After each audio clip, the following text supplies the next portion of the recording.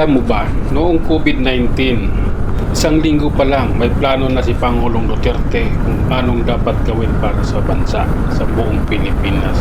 Pero ngayon, mayroon tayong crisis sa tawag dito gasolina at saka diesel. Isang buwan na, wala pa rin ginagawa, wala pa rin naiisip yung presidente kung anong dapat gagawin. Ang inuuna ngayon ng Kongreso, ang inuuna ngayon ng Kamara ay ang impeachment ni BP Inday Sara. Gusto nilang mawala si BP Inday Sara. Hindi nila iniisip yung nagmahalang gasolina ngayon. Pati pamasahe sa jeep, nagmahal na rin. Walang inisip ang presidente na solusyon para sa crisis na ito. Ang crudo natin ngayon is nasa 132.8 per liter. Ang mahal na nun.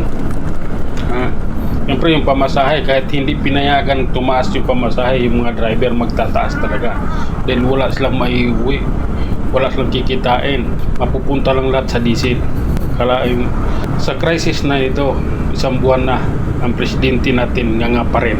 Noong panahon ni Digong, isang linggo pa lang nakapag-isip na, nakahanap na ng paraan kung ano dapat ang gagawin sa buong Pilipinas. Yun yung presidenteng may utak, matalino, hindi puro salita, puro gawa ang makikita mo.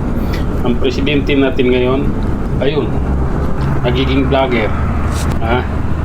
Walang ginagawa. Sa dami-dami problema araw-araw, mayroong batang ginilitan, mayroong batang pinatay.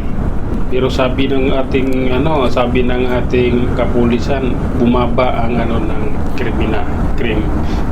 krimen sa ating bansa.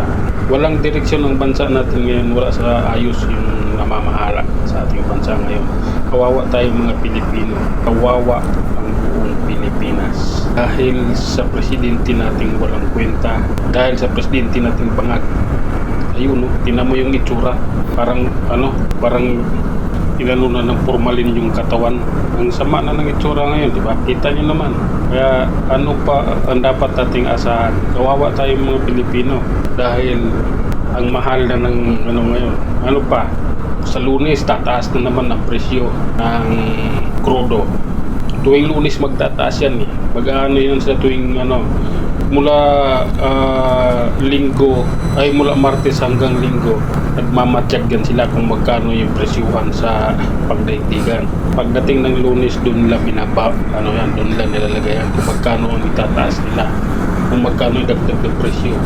Kaya sa Lunes, pagkaabot na 150 yan per liter. Kawawa tayo, kawawa ang bansa, kawawa ang Pilipinas.